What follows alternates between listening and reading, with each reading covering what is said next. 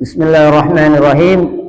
Assalamualaikum warahmatullahi wabarakatuh.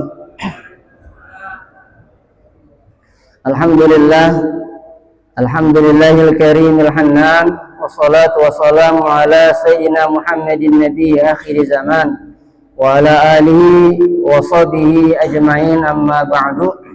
Puji syukur kehadirat Allah Subhanahu wa taala. Alhamdulillah, pagi ini sama-sama baru saja kita melaksanakan sholat subuh berjamaah. Mudah-mudahan kita senantiasa Allah berikan kekuatan untuk bisa ibadah kepadanya sampai akhir hayat kita nanti. Amin ya rabbal alamin. Salawat dan salam kepada Nabi akhir zaman, manusia paling sempurna, Nabi kita Muhammad Sallallahu Alaihi Wasallam. Mudah-mudahan kita akan mendapatkan bagian syafaatnya nanti. Amin ya rabbal alamin.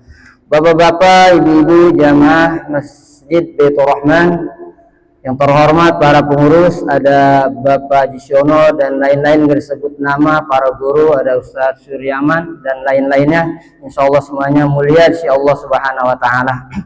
Hari ini kita masih lanjutkan kajian kita masih tentang sholat berjamaah. Bismillahirrahmanirrahim. I'lam anna li sihatil iktida'i surutan. Ketahuilah bahwasanya kita dianggap menjadi makmum, sah sholat berjamaah kita, tapi harus memenuhi persyaratan-persyaratannya. Yang pertama, al-ilmu bi sholatil imami. Yang pertama, supaya sholat kita berjamaahnya sah, kita harus tahu gerakan-gerakan imam yang kelihatan. Jadi imamnya harus nampak, harus kelihatan sama makmum. Ya, ini buat barisan yang nomor pertama, nomor 2, nomor 3, insya Allah ngelihat imam. Jadi kalau imam ruku, yang ikut ruku, imam sujud, yang ikut sujud. Nah, itu kalau yang di barisan ini enak. Bagaimana kalau barisannya di pojok sono? Pojok sono. Nah, kalau barisannya di pojok atau jauh dari imam, dia tidak bisa ngelihat imam. Bagaimana caranya supaya dia tetap sah jadi makmum? Wa yakunu bisimai sautil imam. Yang kedua, caranya dengan dengar suara imam. Imam sih nggak kelihatan, tapi suaranya kedengaran. Kalau di era sekarang sih kita alhamdulillah ada mic ya, ada pengeras suara. Jadi walaupun kita sholat di pojok, nah tetap aja kedengeran. Makanya ini kebutuhan mic buat masjid khususnya itu vital ya, sangat penting. Baik sholat zuhur, asar, apalagi sholatnya maghrib, isya, subuh. Kadang-kadang nih sholat zuhur, sholat asar ada masjid nggak pakai mic juga. Kalau imamnya suaranya keras sih nggak apa-apa, kedengeran. Kadang-kadang imamnya maaf ini dua suaranya empel, kagak kedengeran. Yang di pojok udah mikirin, ini imam sujud lama amat ini ya. Nggak tahunya imam udah apa? Udah bangun. Bisa berantakan itu kalau nggak kedengeran imamnya. Maka di sini satu, imam suaranya harus keras. Kalau nggak keras, pakai alat pengeras suara. Penting ini alat pengeras suara mah. Di masjid makan pengeras suara sama air. Nah, itu nggak boleh trader kita tuh. Kalau mic nggak ada, waduh. Biar katanya kita punya HP, kadang-kadang lupa. Wah, kagak ada yang ajan ini ya. Kita nungguin masjid, nggak ada yang ajan nih. Nggak tahu udah lewat zuhur. Begitupun air. Kalau air nggak ada, waduh, wudunya di mana gitu ya. Jadi pengeras suara dan air. Jadi jadi makmum harus dengar suara imam. Karena kalau nggak dengar nanti berantakan susunan sholat jamaahnya. Imamnya udah sujud, makmumnya masih berdiri. Nah, kalau ketinggalan nanti dua rukun fi'li atau 3 lebih, bisa jadi sholat jamaahnya batal, imamnya makmum ketinggalan itu. Nah, yang pertama imam kelihatan, suaranya kedengaran.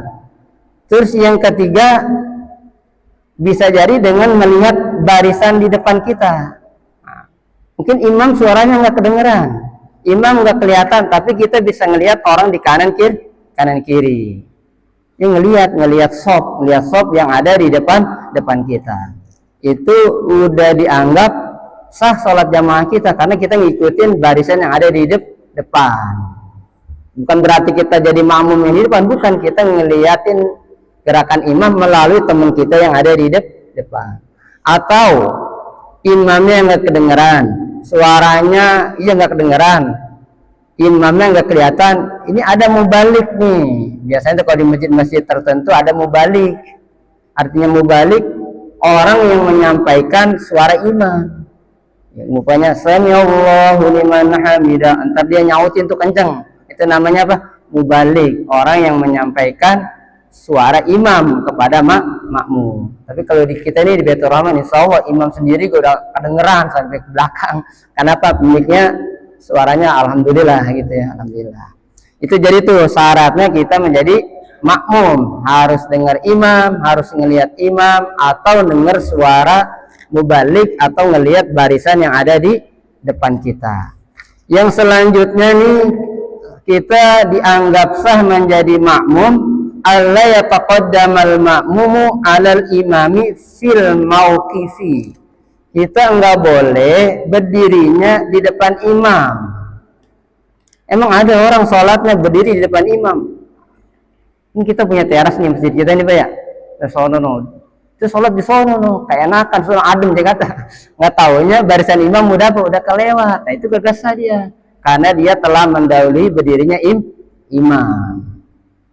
Bahkan kata Imam apa sini, Imam Husain gitu ya. Umpamanya imam di sini nih, imam di sini. Ada orang sholat terlambat. Dia biasa punya tempat di depan. Karena ada orang sholatnya nggak pindah-pindah ya, di depan aja pokoknya. Suatu hari dia datang ke belakangan. Kebetulan ini kagak diisi sama orang, takut orang terbiasa tempat dia. Akhirnya ini orang lewat sini nih, ada depan.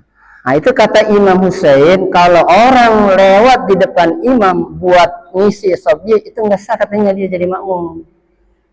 Tuh, sampai segitunya tuh. Jadi jangan sampai kita makmum berdiri di depan imam. Kalau kita sholat berjamaah, ia mendahului imam, baik tempatnya maupun perbuatannya. Emang ada makmum ikut penduluin imam terus? Ada, dari awal ikut depanin imam. Imam belum bangun dari sujud, dia udah bangun.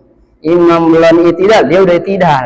Kalau terusan begitu sampai habis sholatnya, batal dia sholat jamaahnya. Habis penduluin imam.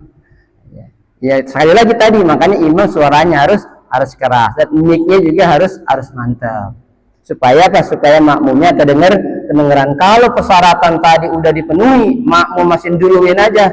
Kalau kata orang sini mah ilokan gitu ya, kelewatan amat gitu ya jadi makmum. Nah mungkin itu aja Pak ya, kurang lebihnya saya mohon maaf.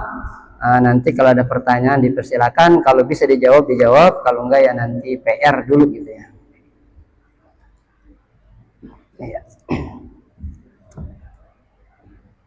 Ya, kalau nggak ada kita tutup dengan doa kafaratul majlis.